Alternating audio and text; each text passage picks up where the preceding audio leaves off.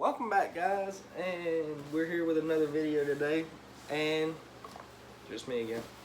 As you can see, my dresser over there, my cowboy hat, my gun cabinet. I've got a new setup. I moved from that corner. I moved in front of the gun cabinet like I said I was going to do. I'd say, as always, PDS, but I already got one in because I was doing some stuff and I packed one. I didn't want to take it out. So if you ain't got one already, then get you one, because that's always good to do if you partake of the nicotine in your lip. But anyways, I'm gonna tell y'all a story. Story of my first time killing a buck. I hate that light reflection right there.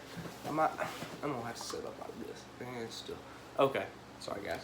But anyways, it was just a couple Christmases ago. Yeah, I'm a horrible hunter. It was just a couple Christmases ago, and my grandpa just gave me, I don't know if you can see it, this 308 right here. I knocked over my drink. I'll clean that up in a second. That 308 right there. Right there. The far side. Yeah, that one. Anyways, I'd always wanted that gun. That's why he gave it to me. And just a couple days later, I went hunting. And on this lease that we go to every Christmas, there's a hunting club. There's a stand called the Eiffel Tower. Not a lot of people like hunting it because it's really high up. It's probably like 25 foot up in the air. And it's a box stand, but it's still pretty high, and the ladder is a little bit shaky, so it's kind of scary because it's so high, but it's on a hill too. So it's so high in the air that the wind is always blowing up there, so the box stand's always shaking, no matter if there's wind down low on the ground or not. The box stand's so high up, it's always like kind of shaking a little bit, you know. And I went hunting there day before I killed my first buck, and it was about 6:30, sunset about 7 that night, and I forgot what I was gonna say. And I can almost hear the crickets chirping on the back. Y'all hear that? Y'all hear that? No, I'm joking. But anyways, it was getting kind of dark, so I was playing my phone because I didn't expect to see anything. And I looked up, and there was nothing there. And I looked back down at my phone, and it had literally been probably 5 seconds, and something told me in my head to look back up. I looked back up, and there was this big-bodied 8-point walking out. And there's this lane right in front of the box stand. It's probably about 30 foot wide, and the corn pile is at the very end of it, and it's probably about 75 yards away to 100, 75 to 100, and it's going down a hill, so it's a hard shot to make. It really is if you're an inexperienced hunter. Even for me, it was a hard shot to make because I didn't know that gun very well.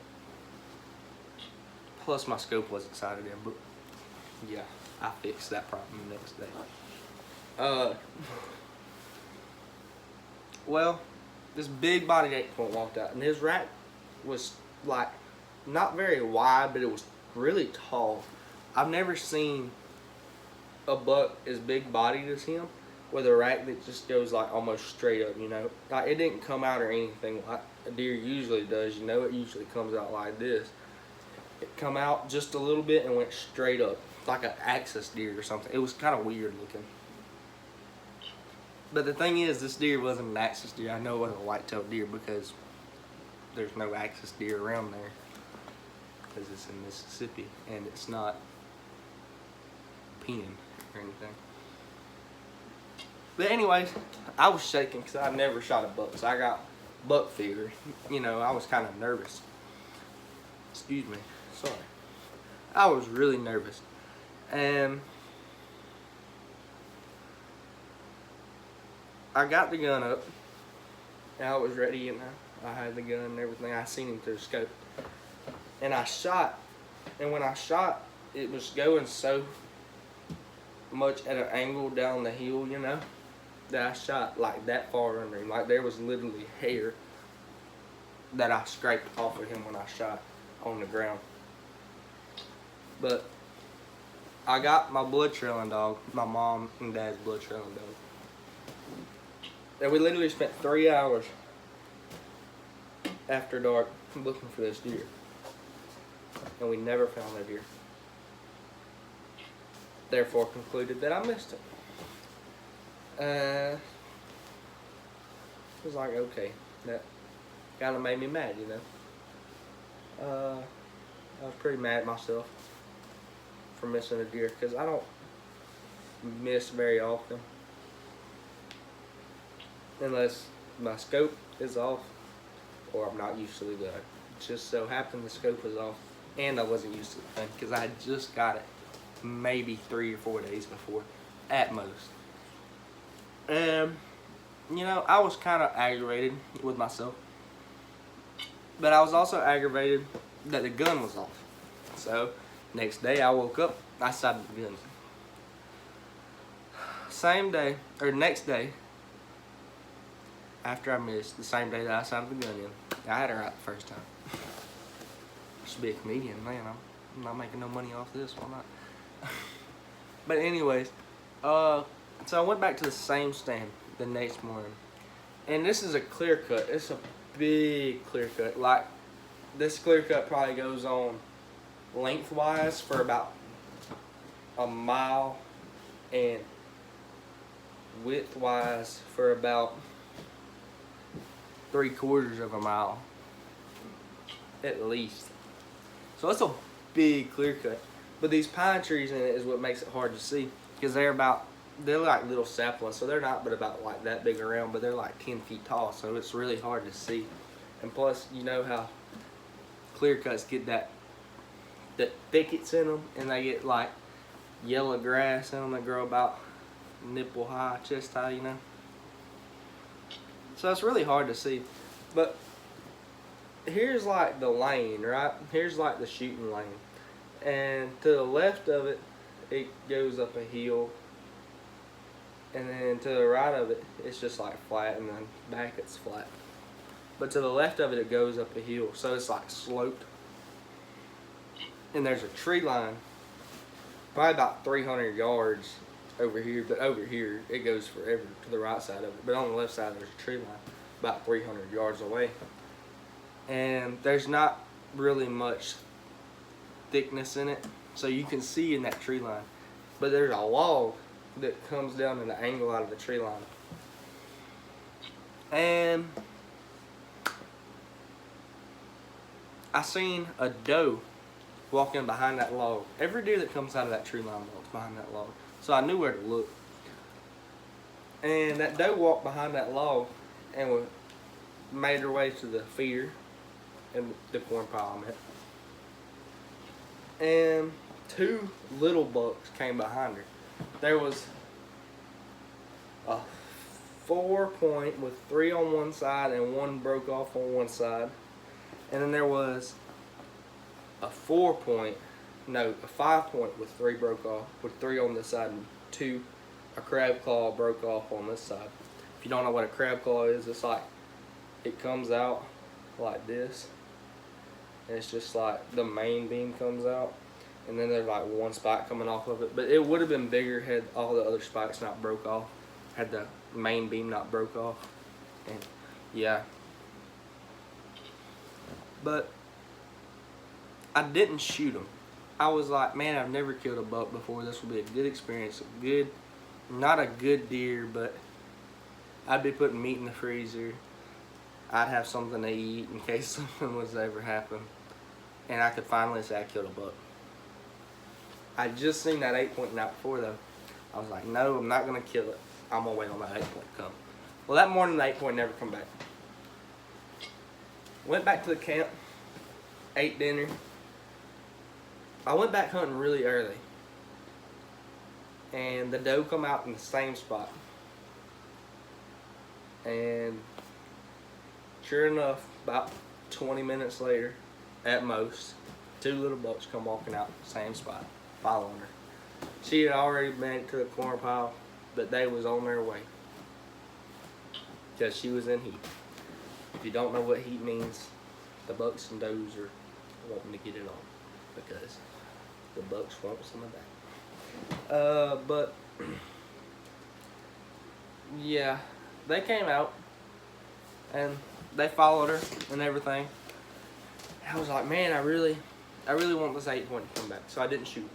I let them walk again. Next morning, I didn't see anything. Next evening, the doe didn't come out. The 5-point walked out though and made his way to the feeder. Probably about an hour and a half before dark. And I watched him for a good 20 to 30 minutes. I was like, man, I really don't want to shoot this deer because I want to shoot that 8-point. But I didn't. I made my mind up that I was going to kill that buck. Well, I got the gun up, propped up on the windowsill, and pow, pulled the trigger and shot him. And probably about 5 yards behind the corn pile, there's a log laying down, and then it starts with the clear cut, so all the pine trees and grasses go. Well, he run to the left. He run to the left, run around that log in the thicket, I don't know why I keep saying thicket, in the clear cut, and come back out, made a circle around the log, come back out, and then took off to the right and run about 30 yards, if that, and fell over dead. Well, we found him. If that falls one more time, I'm gonna be pretty mad. I could turn that into an ear rape sound. No, I'm joking. I wouldn't do that to y'all. But yeah. And we found him. We skinned him and everything. Hung the horns up. Got them all nice and everything. Got the skin off of them, all that. And yeah, that's the story of how I killed my first buck. I hope y'all enjoyed it. You know what, I'll tell y'all the story of the biggest fish I caught too long. I'll make this one a short one. I'll go into more detail about it. Maybe some other time. Maybe. I can't promise you that, but I might retell the story and elaborate on it. But I was with my dad. I was probably about 8 or 9 years old. I was with my dad and one of his buddies. His nickname's Dog. The buddy. My dad, I'll just call him Dad and Dog. And we was fishing out of our skeeter. And we pulled up to this dock. And I hadn't learned how to throw an open face rod and reel yet. So I was using my little Zebco 33. And I wanted a worm fish. So Dad put me a worm hook and everything on there. Put me a bait and everything. I'm not going to tell y'all my secret bait. I want to steal it.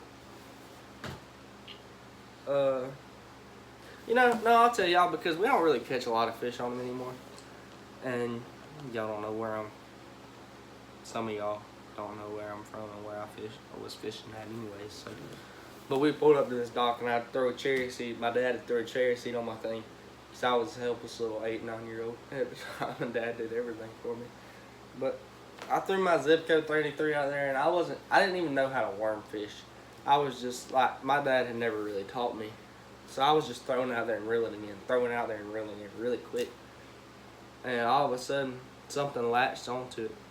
So I just like set the hook. That's the only thing I knew how to do. I set the hook and I started reeling as fast as I could. And this fish jumps out of the water, but it's not. We're not fishing, so you couldn't really tell how big it was. And anyways, Dad said, "Oh, that's a good fish." And I said, "How do you know? You can't see." He said, "Just trust me, that's a good fish." And we reeled it in. I finally got it in the boat after about 3 to 5 minutes struggling with the thing because I'm a little bitty old pencil arms. You know, I was weak. But I finally got him reeled in. And the biggest fish I ever caught, ladies and gentlemen. Don't laugh at me too much. But the biggest fish I ever caught was about 18, 19 inches and 4.5 to 5 pounds. So we didn't lay it, but my dad has good judgment and I trust him. So I'm going to throw that information out there.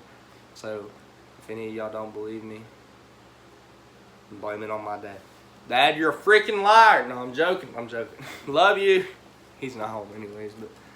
But anyways, that's the story of my first buck and the biggest fish I've ever caught. If y'all want more story times, leave a like, comment down below. Don't forget to subscribe to my channel.